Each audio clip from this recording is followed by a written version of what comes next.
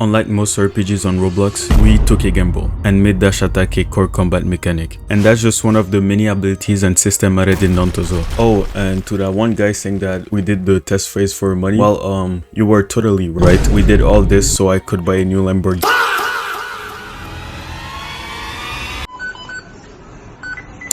A secret link is hidden in the video. Characters are spread throughout the devlog, they are in red and they are in order.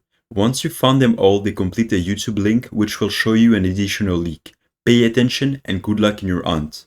Starting with a new weapon, the paired daggers. Since the dash attack push combat to be fast in PvP and give player more freedom in PvE, let me tell you that this weapon was designed around that philosophy. Most weapons capping at 4 M1s, these have 5. The goal here is simple: faster gameplay, constant pressure, and the gimmick? Oh wait. Gimmick? Long story short, every weapon will fall under a weapon category, and with that category will come some specialties and differences, what we called a gimmick. For example, the Avimol can charge and other basic attacks, while the Jewel Blade is a special mechanic that you may recognize from the game Monster Hunter sharpening system, increasing your, as you can guess, penetration against both monsters and players. Moving to the Heavy Maul, a weapon that you guys, briefly saw in the past devlog. If you plan to play this weapon, no one will like you. Just kidding, I play this weapon. But seriously, one thing that we can already cover is that when you're charging your attack, your Heavy Maul will start shaking, letting you know that damage multiplier will no longer increase by just holding it. But guys, please don't just wait around the corner waiting for people to cross and one tap them, cause I know Roblox players are weird. Anyway, the 2 abilities among the 5 that we've added that I'm also going to show you are, first of all, Lotus Decay is an ability that launches you in the air only to fall back and do AoE damage. This ability can also cancel your fall damage, but it might be a little too good if it completely negates all fall damage. We'll see in the future. Then we have Shatter, another pretty strong skill, making a massive AoE damage in front of the user, launching every enemy in the air. And we also have 10 new abilities on some other weapons, but hey, we need to keep surprise and content for testers and future players. And for the general aberration update, the first thing they can do now is they can actually see you, like they can look at you, and if you're behind a wall, they won't see you. Logic. But be careful because aberrations like the Fungnid don't have eyes, so that means they don't actually see. Instead, I don't want to go in detail, but we'll say they can detect you. What I mean is that yes, they can actually detect you through walls. Additionally, to balance out the weapon and have more build customization,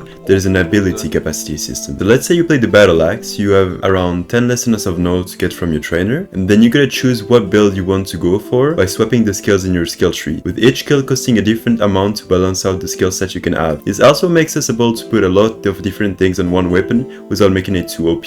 This change allows us to keep updating a weapon even long after its release so that it doesn't fall behind from new mechanics getting added or a skid getting too old.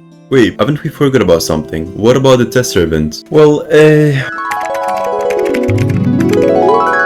originally we wanted to make a dedicated video to it, but it's just too time consuming to make a video only about it. So well, after all, we're only devs and not content creators. But here's a quick resume nonetheless. The last devlog video made numbers that, to be honest, weren't expected, and this led to a huge amount of ticket. Alone at the edge of a universe, humming a tune. After reaching about 250 testers, we had to close the application. A week prior to the tester event, we posted the devlog. I have a last week of deving, which to be honest led to a lot of the bug of the tester event, but hey, at least it's a good lesson to test update before we push them. And then the event happened. I wanted to limit test the server limit and push it to 50 players server, but the lag and lack of directive might have been a bit too much for the tester. But well, once again, a test with error is a good test. And with this, we'll make sure to have a proper tutorial for the open beta. During the 24 hours prior to the test event, we have added a way to sell your unwanted tool, but it backfired into a soft lock. So after a quick shutdown, the game reopened with a server limit of 25 players per server, and then everything went pretty smoothly. Bugs were found and patched thanks to the tester, which honestly did a pretty good job. PP was tested and people honestly seem to have fun. This here, bro. Wait, come on. I want to see that, bro. I want to see somebody. Who the hell, bro? Yo, hold on. Let me take a screenshot. We even had one guy play way more than expected and reach the last rank of Apex with only the Commandant quest, so well, congrats to him. All of the background clips come from the tester event by the way, so it's not up to date. At the end of the week, we held the PP tournament in 2v2s and that was the end of the tester event. Oh, and by the way, neither me and Dan woke up in time. Well, to be honest, we had an average of 5 hours of sleep per day during the World Tester event week, but it still went pretty well thanks to everyone. At the end of the PP tournament, we had to close the game because it was the end of the test event. All the bugs got fixed and we held poll to see what the tester thought and what needed improvement according to them. Anyway, Back to the devlog. One of the main issues during the test event was the inability to store the resources, so we've added a backpack system and a bank system. The bank system works just like an ender chest, and the backpack system is meant to prevent item spamming such as potions or other things like that. But this also means that you now have a maximum inventory capacity, but do not worry, this shouldn't be too restrictive. A monster game cannot go without a bestiary, and this comes with the journal. This is very early in development, but as of now it contains the bestiary and the active quest panel. The quest board will be a good way to encounter certain aberration on purpose, but that definitely won't be the only way to progress or even a mandatory thing to do. But it does help gain resources and level up your guild rank. A lot of the things that we work on aren't like shiny ads, so they're not really worth showing in a video, but here's a quick list of things that might interest you. We reworked a lot of the NPC aesthetic and added Mira. She will give you info on where your trainer is approximately, so you don't have to rely on a Trello to play the game. Stamina as a whole is way more responsive no matter the ping, so you can still play in around like 125 ms. I'm AU and all of the dev are NA, and we test the PvP, so always one of us is lagging, and to be honest, it's pretty